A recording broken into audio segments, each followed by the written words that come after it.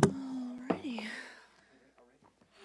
I'm not sure why I have a hammer instead of a gavel, but okay, I'll roll with it.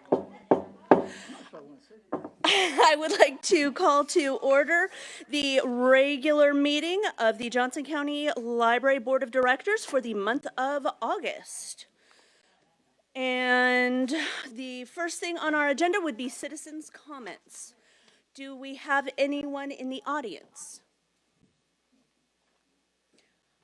I don't see anybody waiting. Sean, do you know of anything that was submitted electronically? I have nothing that was submitted electronically at this time. Okay, well, that's easy enough. On to board members. We have a few people still kind of hopefully coming in. Is anyone who is present have anything that they would like to share with us? Alrighty, then on to me. I am going to share another book that I have been reading.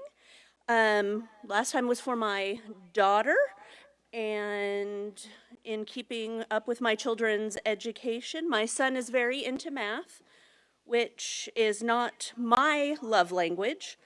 And in an attempt to redeem some of my own education, I am reading a book called Infinite Powers by Stephen Strogatz, and it is on how calculus reveals the secret of the universe. And so it's a little bit philosophy, a little bit history of math, but it made it very, very accessible. And there were a couple of things that were explained that I'm like, well, if somebody explained that to me in high school, I wouldn't have been scared of this. Can I interrupt you? Can I make a suggestion that you take that laptop to another location, the one that's echoing? I'm glad that wasn't just me. So that was also an interesting thing, so you can definitely find it at our library should you wish to redeem your own education and face some of the dragons from your past like I did.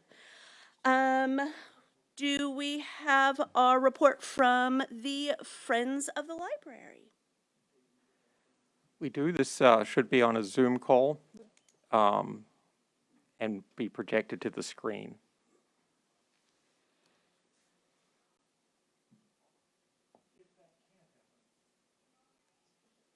Kind of.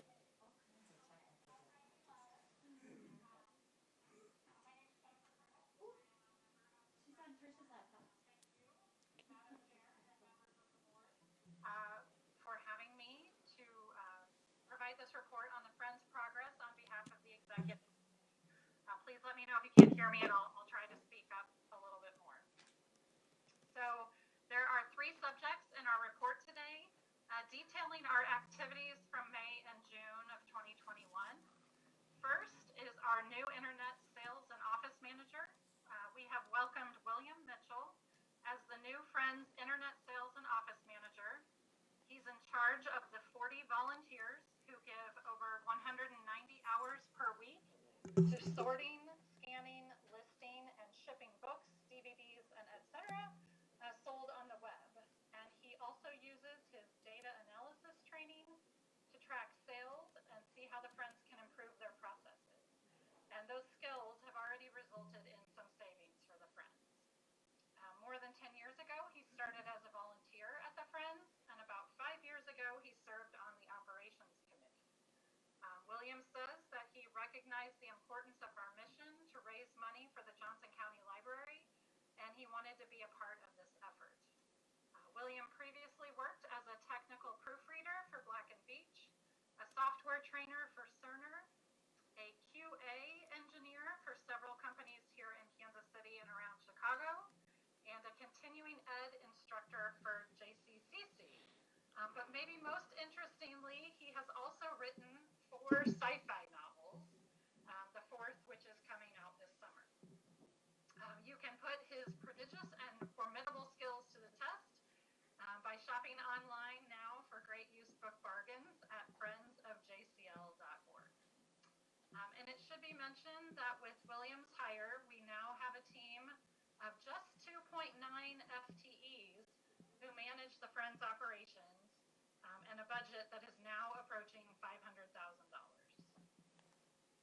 second item on our list is about our financial position. The Friends are in solid financial shape.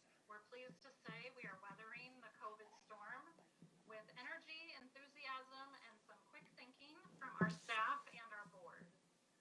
We've been able to build our operating reserve from 4 months to 6 months in spite of COVID, and the reserve is intended to provide for unforeseen and unplanned revenue shortfalls, such as physical bookstore closures, COVID, or to cover cash flow on fixed expenses in low revenue months.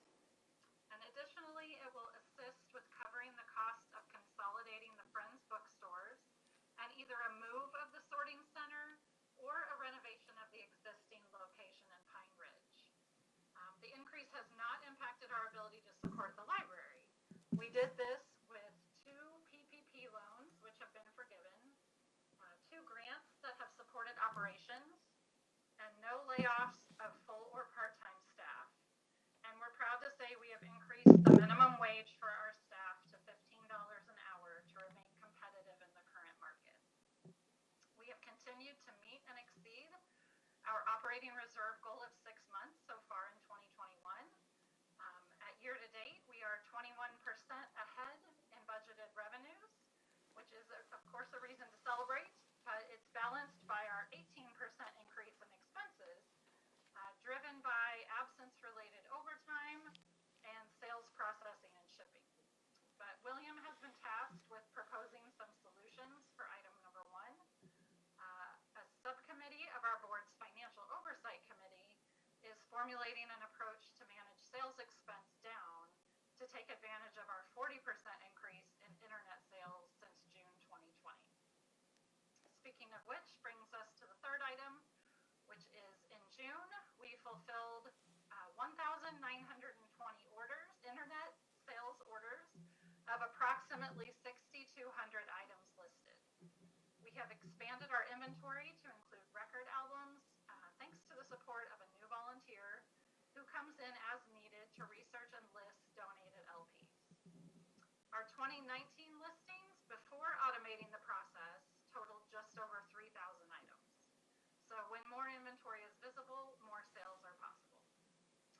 And our June sales of note include $195 for a Nancy Drew set, books 1 through 56, sold to a customer in Texas. $120 for, I'm going to just say a book on knitting, because I can't pronounce this, to a customer in Wilmington, Delaware.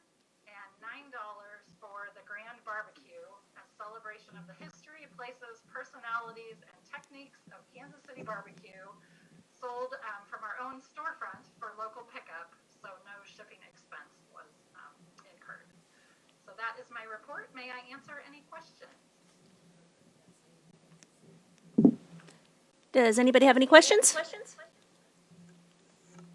I think we're good. Thank you very much for your report. Thank you. Hello, everybody. I'm Stephanie Stolsteimer. I'm delighted to report on behalf of the Johnson County Library Foundation. It is that time of year, Library Lets Loose. If you look in your place, there's a printed invitation with the details. We are producing a wonderful program that will tell the library's story and why being a donor is so important to support the library above and beyond what public funding provides. We are thrilled to be working with a production partner, Park University. So Park University has had a real presence in the Northland, and they have a presence in Lenexa at the Lenexa City Center. So we've teamed up with the Lenexa City Center, Park University. They will be broadcasting our production via Zoom. So we're very excited for that. If you look on the back of the invitation, you will see the names of 48 sponsors whose donations total about $115,000.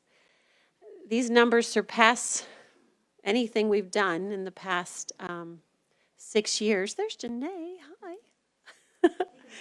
Hello, hello. Welcome, welcome. So the numbers surpass any of the fundraisers in the past 6-year history. We've had amazing support, and it just keeps building year after year. And we're very, very excited for this year's fundraising goals to be continually growing and growing. It's thrilling and quite an honor to have this level of community support, especially since this is a virtual event. We do continue to plan for an in-person reception. That will be a private reception. You will receive an invitation to that, and it'll be the night of the event. So you'll get that in the mail, and that's kind of exciting. In terms of building up to Library Let's Loose, we've had some pre-events this summer we experimented with. We've had 3 trivia nights that are online, and we had a scavenger hunt that was July 14th through August 8th. We had 60 teams participate in the scavenger hunt. We had some wonderful participation, wonderful social media. So that was fun to start to tag on to some Library Let's Loose activities. The other thing we're focusing on as a foundation is tours of Central and the whole renovation. We had a nice group in July of foundation leadership, friends, and volunteers, and it's just wonderful to share this progress with library community stakeholders. We'll continue to add people to those tours in September, October, November, December. And we're doing foundation board outreach. We're cultivating new members to the board. That's something that we consistently do every year. We have some really great candidates. Each one has a unique background and qualities to bring to board leadership. And I will say, if you do know of anyone who might be interested in serving on the board of the foundation, please let me know. We'd be happy to talk with them and see if they'd be really a great fit for us. That's about it. That concludes my report. Any questions? Thank you I think we're good. Thank you very much. Thank you so much, everybody. Okay, and now on to Commissioner Hanslick. Thank you. I apologize for being late. It's always a little rough because Thursdays are our commission meetings, and I was just on the phone with the chair of our charter commission, and that was one of the things I wanted to mention. I think probably most people know that the county charter is by statute reviewed every 10 years, and this is the year. And so we have a commission of 25 people that are appointed according to statute who are reviewing our county charter and our county government operations. And they've recently completed a pretty thorough review of various departments. I don't know if any department was left out. And the important thing that I wanted to mention is that they will have their first public hearing on August 13th. I'm not sure of the exact time. I imagine it's in the evening. But everyone is welcome to come to that and to comment on any charter issues. I also wanted to just mention one of the things that our community has been working on in Johnson County are issues of housing. I think probably most of you are aware that there is a real lack of housing stock. There's a lack of a variety of housing stock. And United Community Services did a 2-year community housing study, which they've presented to a number of cities, and they presented to the county. And myself and 2 other commissioners formed a housing subcommittee to look at what are the ways that the county could possibly support the recommendations of this study. So hopefully we're pretty much completed with it. We have to get it on our commission agenda, but I'm really excited about that opportunity to move ahead with some housing solutions in Johnson County. And then finally, you always want to know what I'm reading. About a month ago, my husband and I made our first trip to Alaska for a week, and it set me off on reading this book called Denali's Howl, and it's a very interesting but tragic true story of a group of 12 men, young men, who in 1967 attempted to climb Mount Denali, and only 5 of them survived. But it's a really interesting study in leadership and how fate, they really were, the reason this 7 died was because of a wildly unusual storm. But it's a really good read if you enjoy looking at how decisions can impact things later on down the line. So Denali's Howl by Andy Hall. I recommend it. And it's from the library. So thank you. If there are any questions, I'd be glad to help answer. Any questions? Thank you very much, Commissioner. Thank you. Okay. Mr. Logan. Thank you, Madam Chair. Sean asked that I comment on a couple of items tonight. First, I want to talk a little bit about Library Board committee assignments. In your regulations, you have one standing committee. That's the Library Budget Review Committee. And it's appointed by the Library Board Chair and then is subject to board approval, and that's 3 members. That's the one that is, as I say, embedded in your regulations, so that is a standing committee. There are other committees then that are appointed under the bylaws section 3, and they are appointed by the chair with then the approval of the board. So there could be an interim committee of some kind on some particular issue. Kind of a category that falls under that are our library board building liaisons. When we have a construction project underway, we have a library board building liaison then who follows the project, who reports on the project, and gets greater depth in the project. I thought it would be useful for me to mention, since we've talked about the Library Budget Review Committee, some changes in state law that are very significant in terms of the budgeting process, in terms of how the Board of County Commissioners approaches the library's budget and how the Library Board approaches its budget. Historically, the issue was whether or not there was an increase in the mill levy proposed. And that was changed in the last session of the legislature, and the focus now is on whether or not there is an increase in dollars expended. And in most instances, then there's going to be an increase in dollars expended because typically what's done is if there's an increase in valuation, those dollars may be taken into account in the budgeting process without having an increase in the mill levy.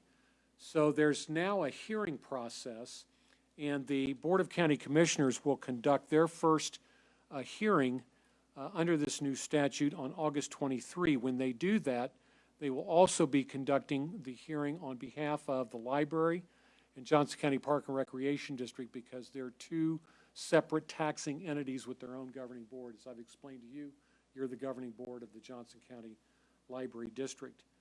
I think that you should anticipate that the budget then will be brought to the library board for approval. It's going to be approved by the commission, and your action may be nothing more than to approve the same budget that the commission approves, but I think best practice would be for this board to also approve that budget. So we'll have an opportunity to talk about that, but that's something that you should probably look forward to doing in September. I'm assuming, I think the commission will have approved the budget then, but we will at least, and I see that nodded head yes. So I think you should anticipate in September being asked to approve a budget resolution that mirrors what the county has approved. That's a new budget process, and I thought that would be useful to mention. So as I say, there's one standing committee. That's on budget review, and then you also have the authority to appoint special committees. And I think that covers board council report, Madam Chair. Are there any questions? Okay, thank you. Thank you, sir. Okay, Sean, on to the county librarian report, please. I'd like to have Dave Ratney come up and give us the financial report.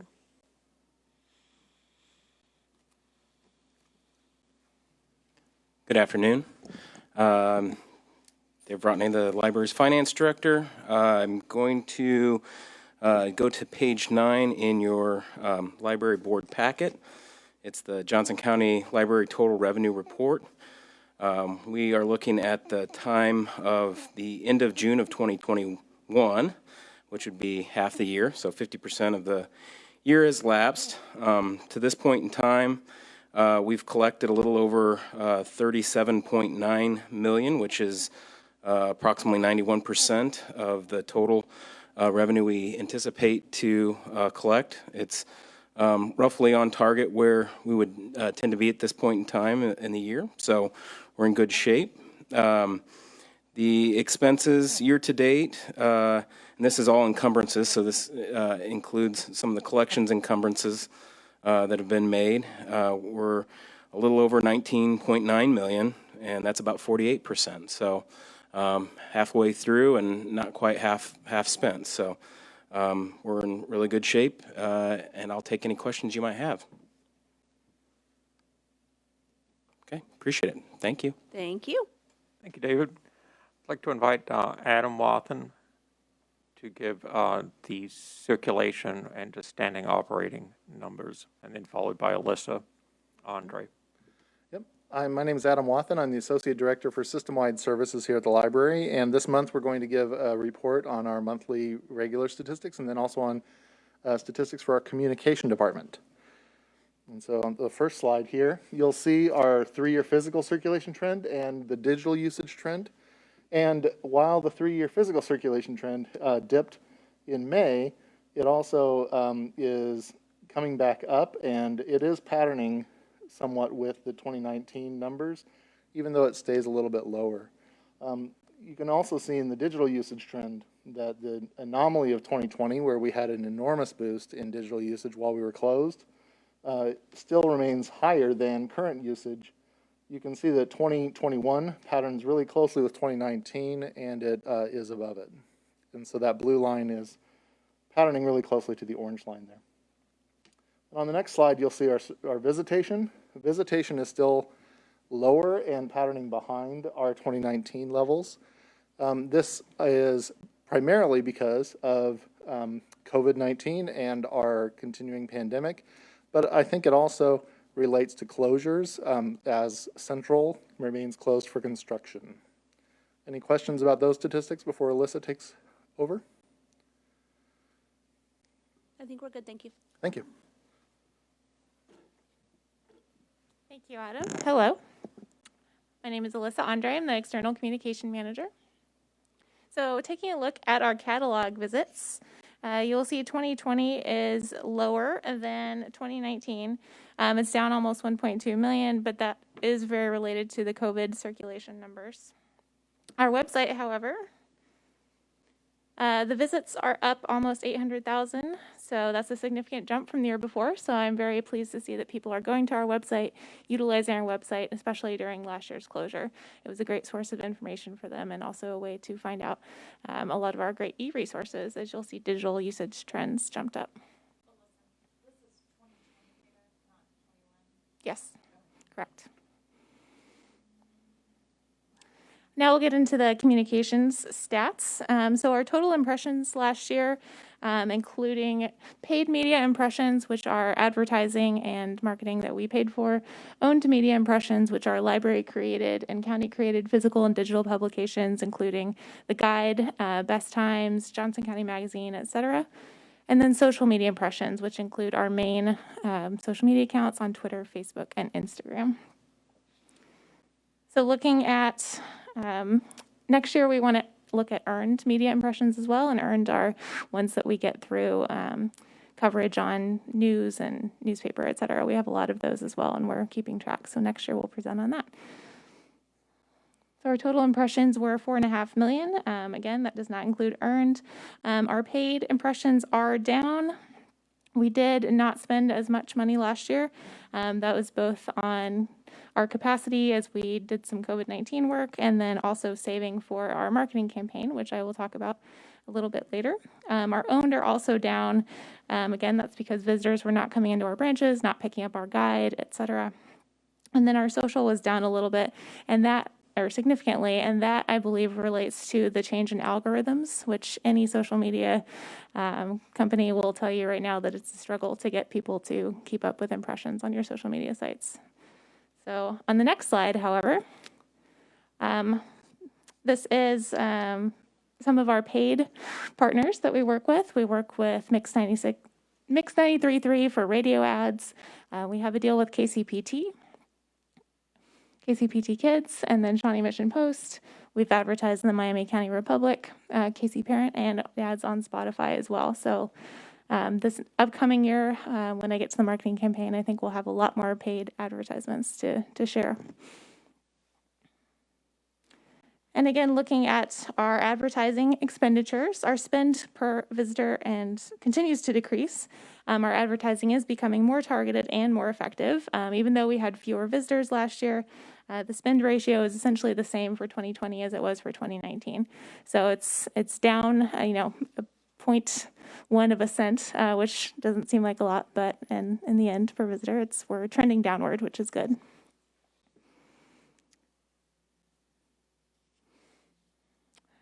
Back to our total impressions again, looking at social media impressions. Despite our lower impressions, our followers are gaining steadily. Next slide.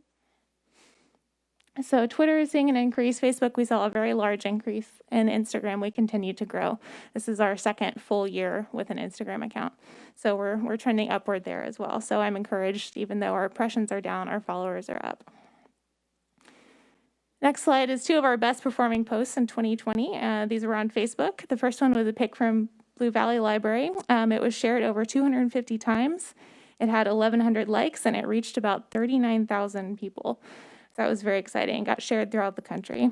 Our other post was a meme. So library memes and book memes are very popular on social media. Despite only having 272 likes, it did reach over 59,000 people across Facebook. So that was very exciting.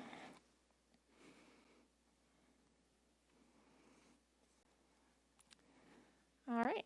And so next, I will give a report on what my department has been up to. This is a CX Communications update. I know we have a couple board members that are new this year, so I wanted to give a quick overview of what our department does. And so this is our team. Ben Sons is our associate director. I'm the external communication manager. Laura Hunt is the internal communications manager. And Scott Syme is in our team as the project coordinator. We also have Ben Oglesby, who's marketing specialist. Cindy Frazier and Jennifer Taylor are communication specialists and handle a lot of our graphic design. Amy Field and David Carson are our web content folks, and then Patty Combs is our support clerk. So we're a small but mighty team. We are down one member because of a recent retirement, but hopefully we'll add some more back in soon. So just a quick overview of everything that we do for the library. We do a lot. We cover the website, social media, CIRCE emails, print materials, including the guide, which I put our new guide, which just came out on Wednesday on your desk. So hopefully you can get a chance to flip through it. Marketing, advertising, public relations. We create e-newsletters. We work at the county on physical newsletters, content creation, videos, photos, etc. You name it. We also work with partner organizations in the county CMO's office. So one of our newer aspects is the internal communication side of the library. Laura started in January 2020, and so she's done a really great job over the last 18 months, really expanding that department. So office hours is one of the more successful new initiatives that we've started. It was weekly. It started in May of 2020, and now it's monthly or as needed. It answers staff questions about current projects, why decisions were made in the library, basically anything library related. Staff love it. 93% of staff say it's a very valuable tool, and it promotes transparency with admin. It's usually very well attended, over around 100 people every time. The resource, staff intranet. It gives news. It has a list of links that staff can use daily in their work. Our goal is to have this be the main communication channel for staff. Currently, in an employee survey, it was ranked 3rd after email and meetings is the #1 most valuable channel. And so our goal, after Laura and her team work to build a new staff intranet, is to make that the #1 source of information. And I want to give Laura a shout out. The average monthly views for the resource post tripled in the 18-month period since she started. Newsletters are another proud thing for our department. We're working with an outside company called Influence to do the back end. And so we started these newsletters in March 2020. If you sign up for a library card, you are automatically opted into the newsletter, although you can opt out. We have a preference center on our website. These go out monthly to about 145,000 subscribers. The open rate is 26.2 for a 12-month average, and the industry standard for newsletter open rates is about 20%, so we're doing pretty good. The click-through rate, the unique click-throughs, are about 1.03%. The industry average is 1%, so slightly above average. And then the click-to-open is around 4%. It's a little low compared to the industry standard. However, it is not a targeted email. It goes out to everyone in the library, so it's actually pretty good for something that isn't targeted. We have several other newsletters that we started in September of last year, so now they've been around for about a year. We have a kids and family newsletter and a career and finance newsletter, which are highly targeted. These newsletters offer reading lists, activity suggestions, and highlight events that we have coming up that month. And so you can see our subscribers listed here, and the average open rate is over 50%, so that's really successful. This is also our 2nd year to do the summer reading newsletter. It lasts for about 8 weeks, and it goes out every other week and highlights a lot of our summer reading programs because those are happening fast and furious, so we want to make sure people know about them, and a lot of other summer resources that are offered at the library. So that one, we doubled our subscribers this year from last year, so very well received again. Some other newsletters that we run, hopefully you all are familiar with the book report that's loaded to the board portal. We also send that out to other county electeds and VIPs every month. It is a monthly behind-the-scenes snapshot of what's happening at the library. We have a staff profile, a patron profile, and a branch profile. And it is written by Lynn Horsley, who's a reporter for KCUR, formerly of the Kansas City Star. And we use this content in other publications across the library. So public input sessions are a thing that we are trying to increase at the library. Listening to the community is a really high priority for our department. We've made a really good start with the Antioch Public Engagement Sessions, which I know you all have heard about, helped by Christopher Leach. Thank you. It's going really well. We want to continue this model for future projects and initiatives like programming. And so at the 2 public input sessions that we've had about 70 attendees each. We have a survey on our website, questions of the week at Antioch Library and online, and then we're planning additional outreach with more targeted focus groups over the fall. The annual report is another project that was brought back by Sean. Thank you. It's a really great outreach tool. It's been a collaboration with the development department. Again, thank you, Christopher. We have so many great stories to tell at the library, especially how our services have changed and adapted in 2020. So we're looking forward to presenting the 2020 annual report, hopefully in October. And I am so excited to finally reveal our marketing campaign. The research for this began in 2013, before my time, with the Orange Boy Market Assessment. And so at that time and over the ensuing years, we developed a persona. This person is an occasional user of the library, so we call this our Occasionals campaign. These are the people that we are most likely to be successful in reaching with our marketing campaign. They are an elder millennial, so kind of between 30 and 40 years old. They might have kids. They are familiar with the library. Maybe they went as a child and don't know what a modern library has to offer. And they need convenience. They like the library. They would love to go to the library. They just don't have time for the library, or they think that they don't. So the work began again in this for 2019 and then was obviously paused in 2020 due to COVID. However, we did roll out our new library card designs that coordinate with this campaign in 2020 and some stickers so kids can customize them as well. So coming up this year, we're going to deploy the black library cards, which is the third design. They are customizable, so we'll have Sharpies available at the branches for people to fill in whichever descriptor that they prefer. Again, they can customize it with stickers. We'll have a county-wide mailer that we're working on that will go to every household in the county, and then 30-second video spots that will run as pre-roll on YouTube and Hulu, etc. And I have one to share with you after this slide. So the themes that we're trying to hit upon with this campaign are discovery, growth, convenience. The library is a customizable experience. It is whatever you want your library to be, and it can help you discover your story.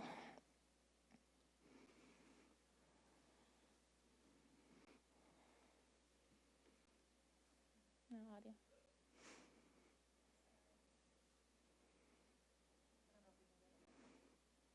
Well, I will be happy to email this out to you guys after this.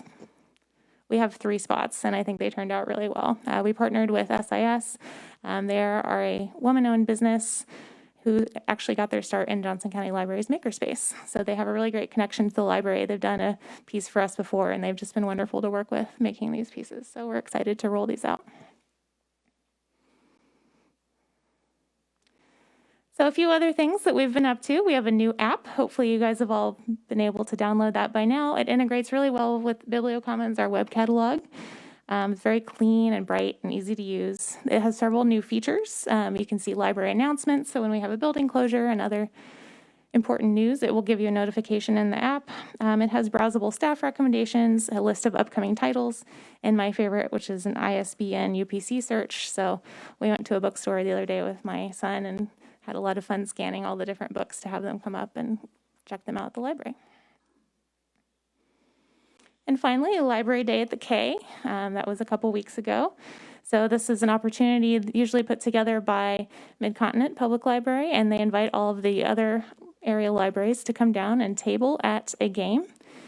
And so this year we joined the other 4 metro libraries on a very, very, very hot day. And much thanks to Sean. He did a wonderful job talking about the importance of library cards and why you should get one on the Jumbotron. So kudos. It was a lot of fun and great time to make connections with the other libraries. So looking ahead, the department initiatives we're working on, we have the Occasionals campaign. We're working on a social media strategy plan. We have a How to Use the Library video series that's been long anticipated and requested by both teachers and other staff. We are doing a series of onboarding emails. So when you sign up for a new library card, you'll get a series of emails explaining all that the library has to offer. And then Laura's new staff intranet project, which is kicking off finally in the fall. And some of our ongoing work is continuing to talk about the clump and CRP work, branding alignment, making sure that everything looks good and is in our library voice, and then refining our procedures and continuing to do community outreach to make sure that the library is working for our community. And that is all. Thank you very much. Thank you, Alyssa. That was a wonderful report. And I've now understand the word horror, which is seeing yourself on a Jumbotron. Thank you, Alyssa. Thank I'd you. like to invite Scott Syme to come up and give us an update on the Capital Library Master Plan and the projects that we have underway there.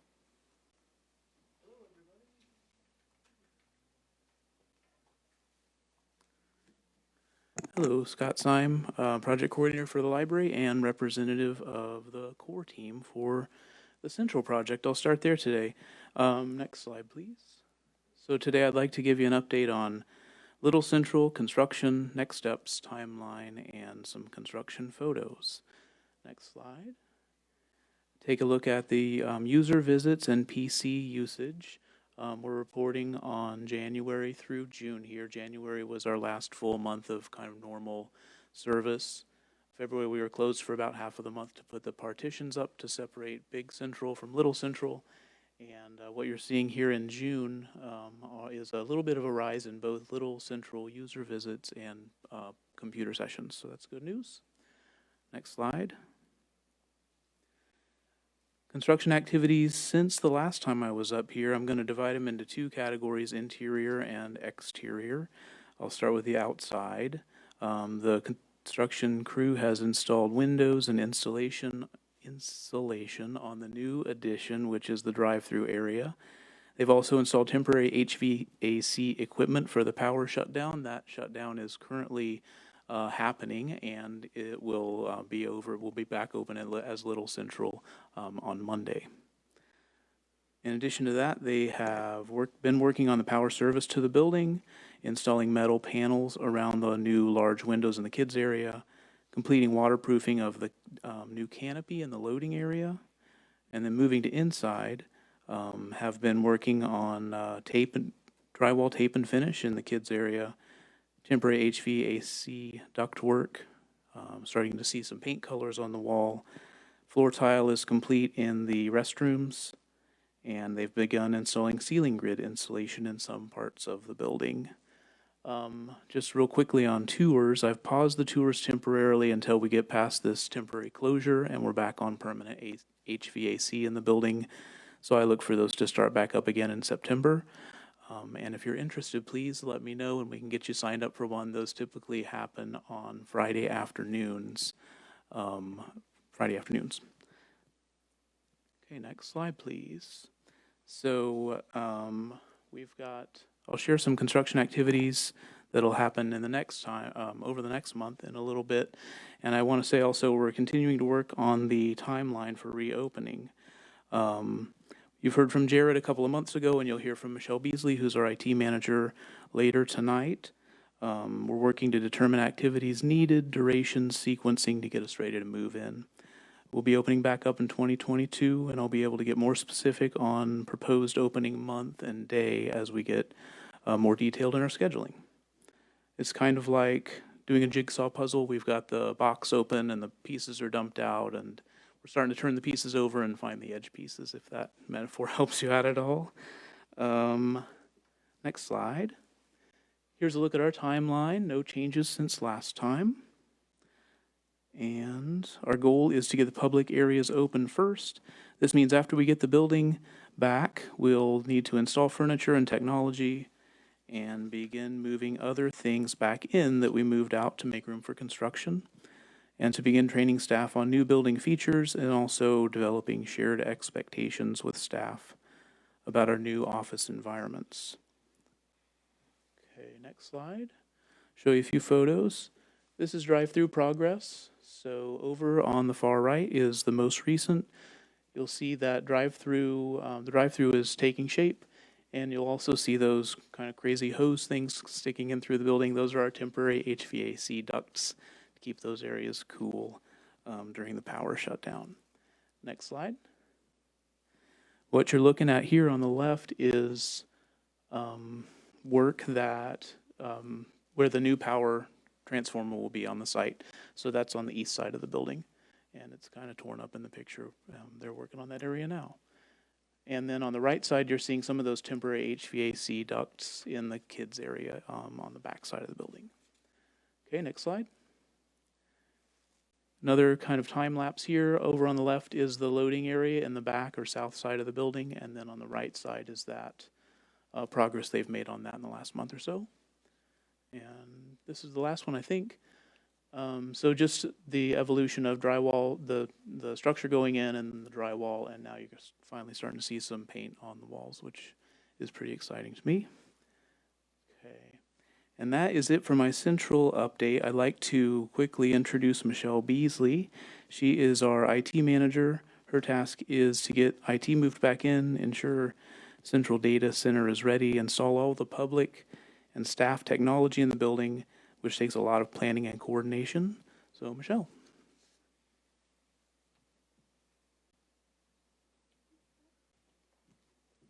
Thank you. Can you hear me okay? Great, okay.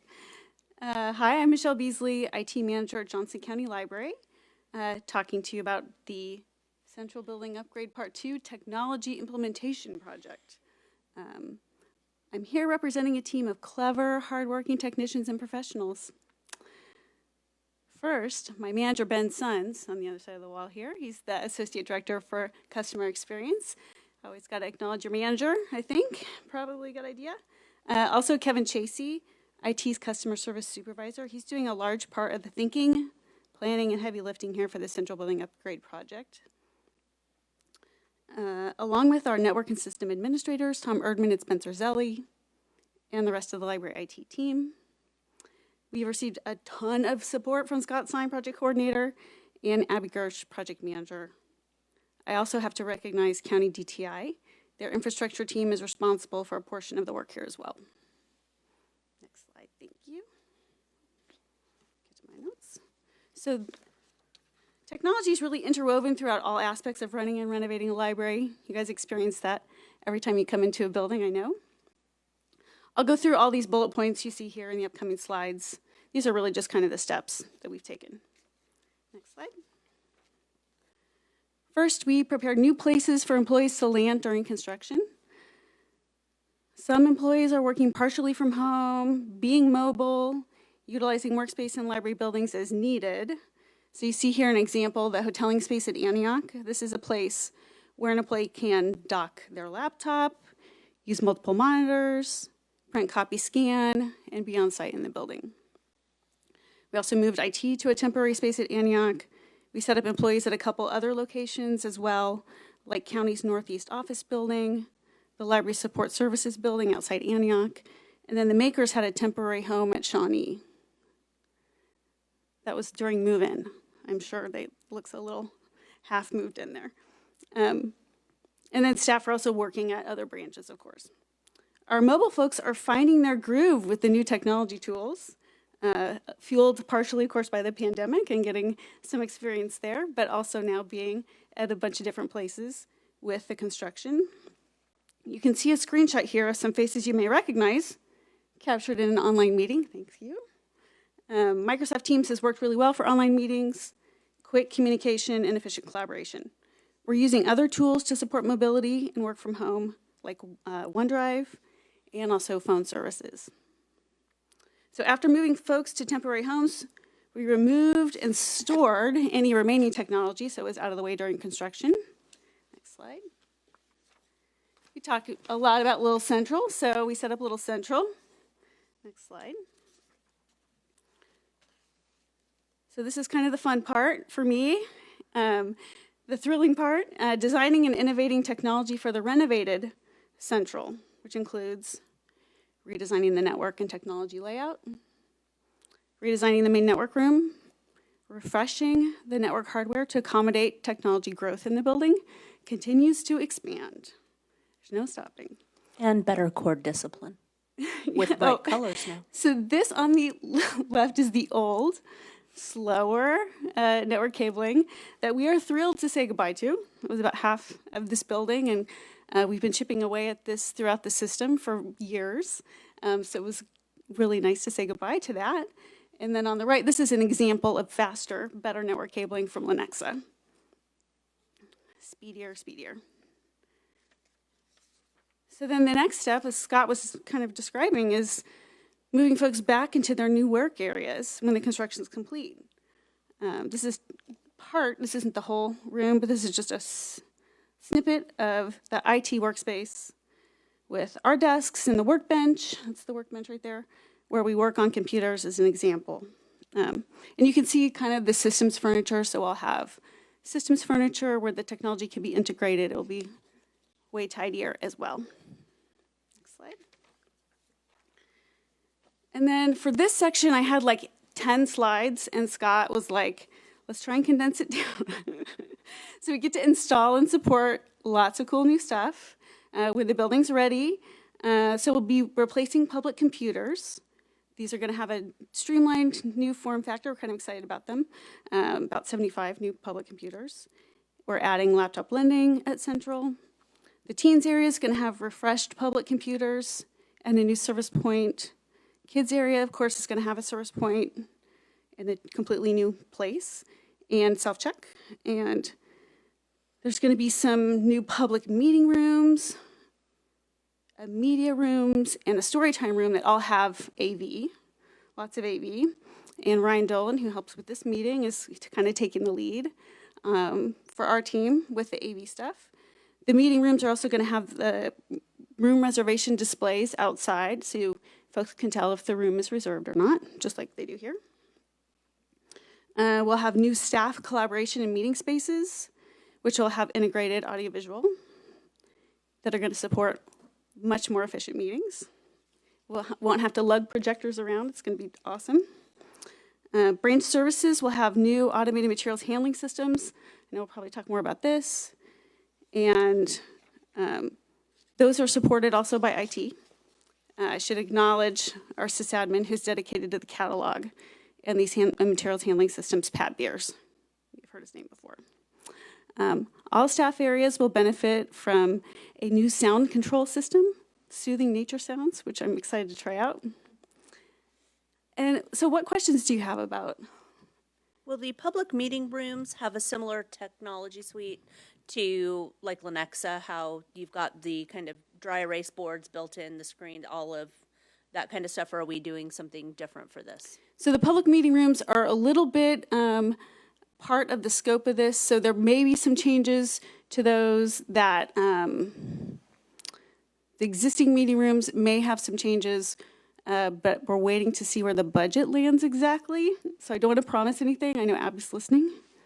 And I will get back to you on that. That's a really good question about all of the changes for the AV and the public meeting rooms. But the newer ones will have similar technology to what we have here. And the public computers, are they going to be desktop or mainly laptop? So the adult services computers, that main computer area, there's not going to be a bunch of change there, except I told you we're really excited because we're replacing those desktops with a slightly more elegant form factor. I'm excited about that, a little bit bigger monitor. So those are going to be largely the same. And then we will have a laptop lending device there. How much room is that taking up? I don't remember.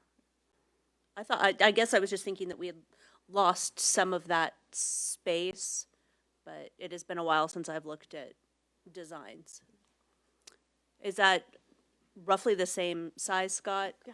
From what it is now? Yeah.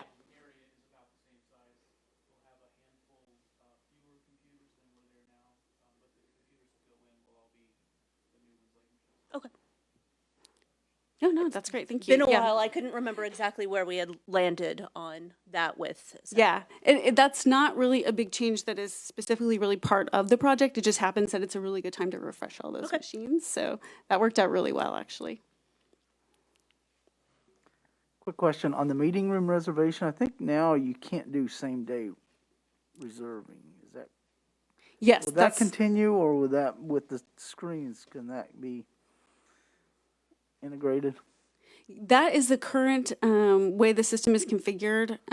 So that's not, I don't think there's any changes planned to that specifically, but there will be the displays there that tell you if there is a reservation, and then that helps people to know if they can walk in or not on same day.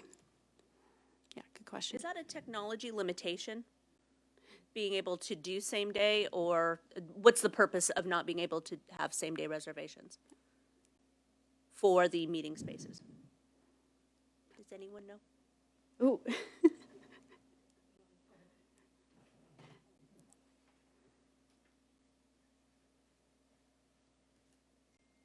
So we can set the system to do same-day reservations, I believe, but the reason we haven't in the past is because several meeting rooms throughout the system rely on a paper form that hangs on the door, and so that cannot be updated as those reservations come in.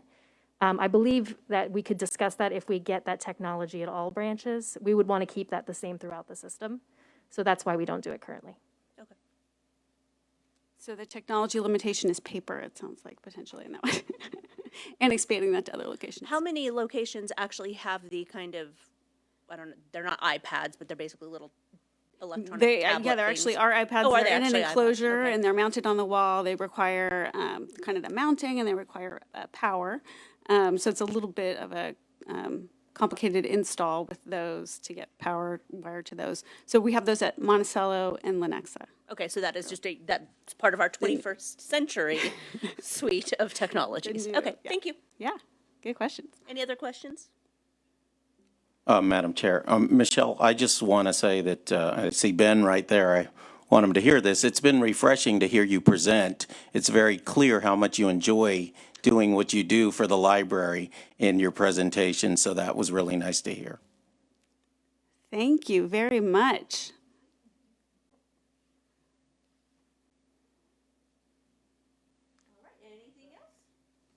Thank you, Michelle.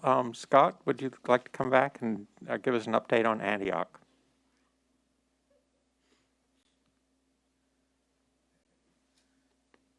Hello again, everybody. I'll talk about Antioch replacement next. Next slide, please. So tonight I'll give you an update on design, public art, and public engagement. And I'll start there. So for design, it's taking shape. The architects and core team, led by Juan Lopez Tamez, have begun meeting with subject matter experts from the library. That includes IT and DTI, who you just heard from.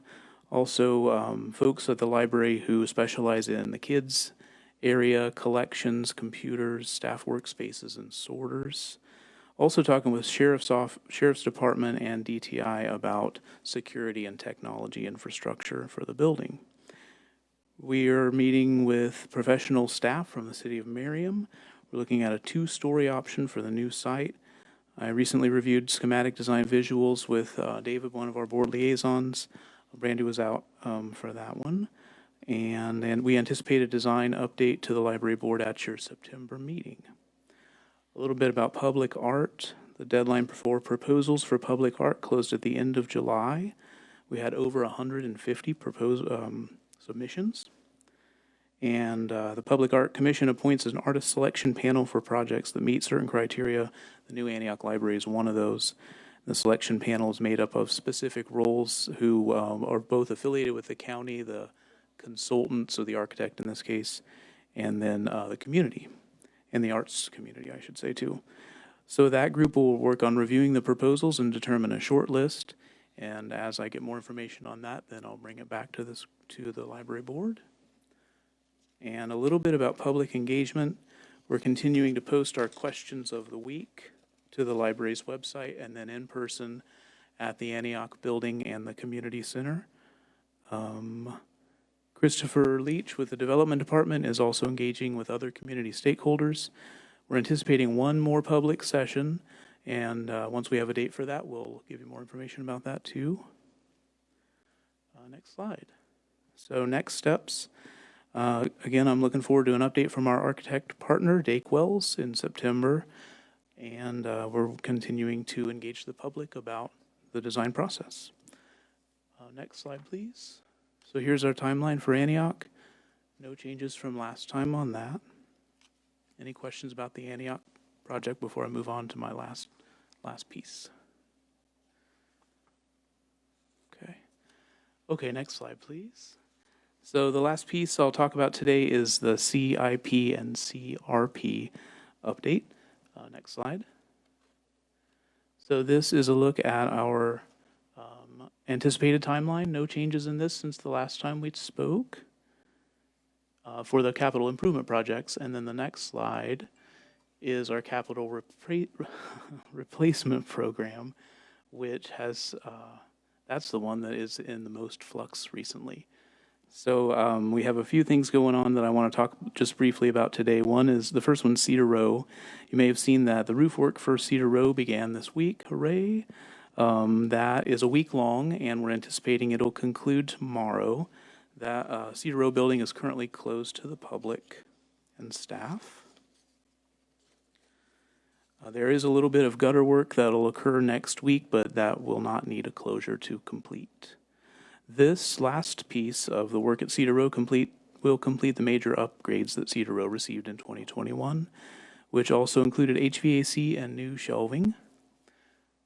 Let's see, next one is Corinth, and you have a piece of new business later in your agenda requesting a different window for the closure for Corinth. This is a 3-day closure, and it's for arc flash electrical work. Okay, and Oak Park is next. This one we're anticipating to begin in late August or September, and that'll take about a week. That is electrical arc flash again, and then also a little bit of a staff space refresh. And then the last one on my list is central, and we've talked about that one. We're just about at the end of that closure. Any questions about any of these things? Okay, thanks everybody. Thank you, Scott. I just want to give a few updates. Library night at the K was great. You've seen the photo. It was hot. Of course, they interviewed us on a big pad of concrete, which was had a cooling effect, which it didn't. It was like being in a pizza oven. But I have to say thank you to the Royals for recognizing us. Thank you for the partnership with Mid-Continent and Olathe. Thank you for the library staff that stood out there and talked to the public about libraries as they came in through the door. We're just, it was a great situation. The next piece I want to talk about is the library board retreat. We've sent out a doodle poll, and at this date, it is scheduled for October 27th from 3 p.m. to 7 p.m. And we are working with iBoswell, which is Denise McNerney, to facilitate that meeting, and then we'll be working with the board chair on creating an agenda for her to review and for them to approve on that retreat. The park. Will it be here? We haven't actually picked a location. It could be. The parking lot policy, at this point, the update is that the parking policy remains unchanged at this point, and there is no anticipation to make any changes. When reviewing it, we saw that the policy allowed us to regulate our parking lots in a way and gave the authority and flexibility to manage those, so there'll be no changes going forward. The executive staff and I put together a contingency plan and have been monitoring for the last 2 weeks our absentee rates just because of the Delta variant increase. We have calculated that if we have more than 50 absentees on any one day, that we would have to close certain locations and consolidate that staff. We have not reached that threshold yet, but continue to monitor it as we have staff becoming infected with Delta variant from time to time. The county's made some changes I should make you aware of. As you can see by staff, it's the county manager has issued an executive order requiring all Johnson County's employees to wear masks while being at work, actually physically here. And then recently, as of, I think, last night, the county managers also put an executive order requiring that if you have been vaccinated, that you're required to post a digital copy of your vaccination card. If you are not vaccinated, then you will be required to test weekly if your frontline staff, such as MedAC, or say the Department of Health or mental health, you may be required to test at a higher frequency, and it's been suggested that that would be twice a week going forward. So those are changes since we last met last meeting. Are there any, that concludes my portion of this report. Are there any questions? What's the highest absentees that we've had so far?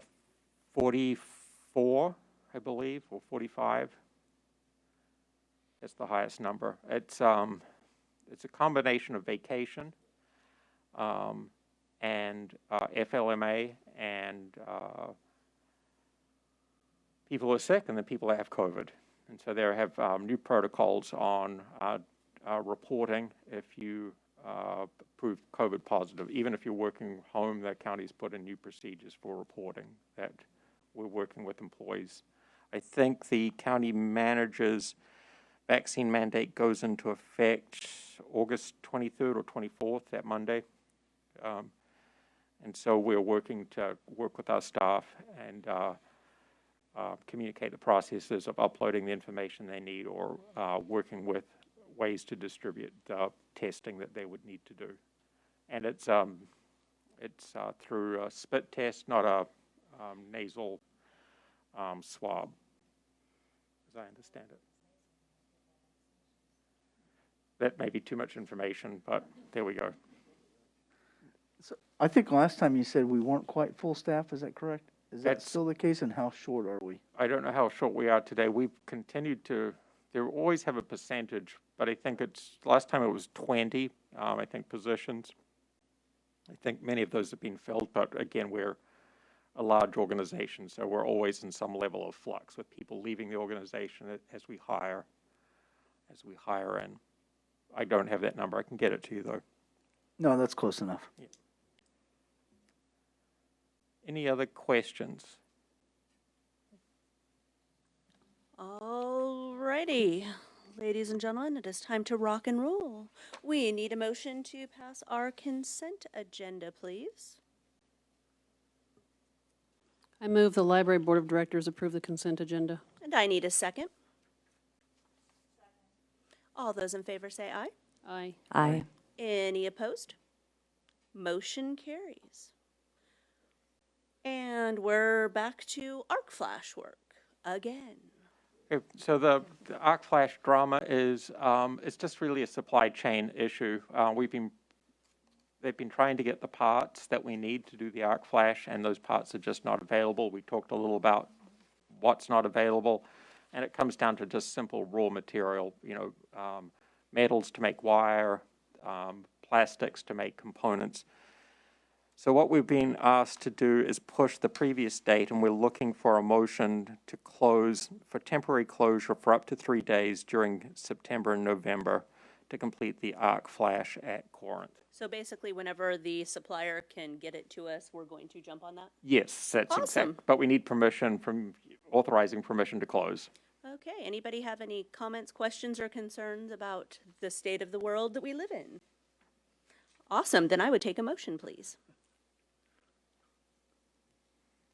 I move to approve the temporary closure of the Corinth Library for up to 3 days during September through November to complete electrical arc flash work. And I need a second, please. Second. All those in favor say aye. Aye. Are any opposed? Excellent, that motion carries. Are we actually, done? Really? Well, you could just adjourn, and then you'd be done. Wow, so I need one more motion, please. Madam Chair, I move that we adjourn this meeting of the Johnson County Library. I would take a second. Second. And all those in favor? Aye. Any opposed? All right, ladies and gentlemen, I will see you next time with my, hopefully, gavel instead of my Bob the Builder hammer, but hey, I can roll.